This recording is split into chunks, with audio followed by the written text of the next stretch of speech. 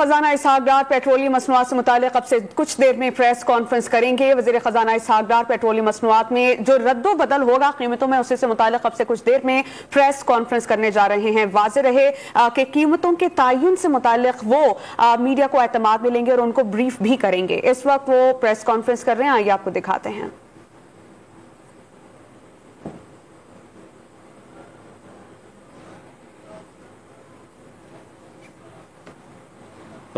Due ہے، اس حوالے سے جو اوگرا سے ورکنگ ملی ہے، وزارت خزانہ نے اپنی پوری کوشش اس میں کی ہے کہ جتنا میکسیمم عوام کے انٹرسٹ میں معاملات کو ہینڈل کیا جا سکے، اور جو کہ وزیر اعظم صاحب کی ہدایت ہے اسٹینڈرڈ کے کوشش کریں کہ عوام کی جو ہے ریلیف جتنی ہم دے سکیں وہ دیں۔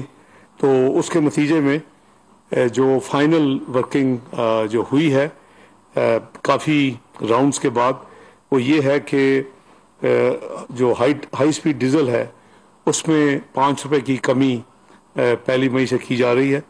وہ 293 روپے کی جو ابھی پرائس ہے وہ 288 روپے چلی جائے گی۔ جو پیٹرول ہے اس کے اوپر کوئی اضافہ نہیں کیا جا رہا، حالانکہ جو تجویز تھی وہ اضافے کی تھی، وہ 282 روپے ہی رہے گا، اور اس میں کوئی پرائس کی تبدیلی نہیں ہے۔ جہاں تک مٹی کا تیل ہے جو کہ 186 روپے 7 پیسے پہ ہے، اس کو 10 روپے کم کر کے 176 روپے 7 پیسے کیا جا رہا ہے، اور جو لائٹ ڈیزل آئل ہے وہ اس کو 174 روپے 68 پیسے سے 10 روپے کی کمی کے ساتھ 164 روپے 68 پیسے کیا جا رہا ہے۔ یعنی ڈیزل میں 5 روپے کی کمی، لائٹ ڈیزل آئل میں 10 روپے کی کمی، مٹی کے تیل میں 10 روپے کی کمی فی لیٹر، اور پیٹرول میں کوئی اضافہ نہیں۔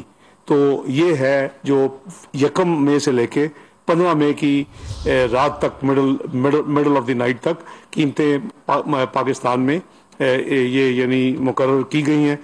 آپ کا بہت شکریہ۔ بسم اللہ الرحمن الرحیم۔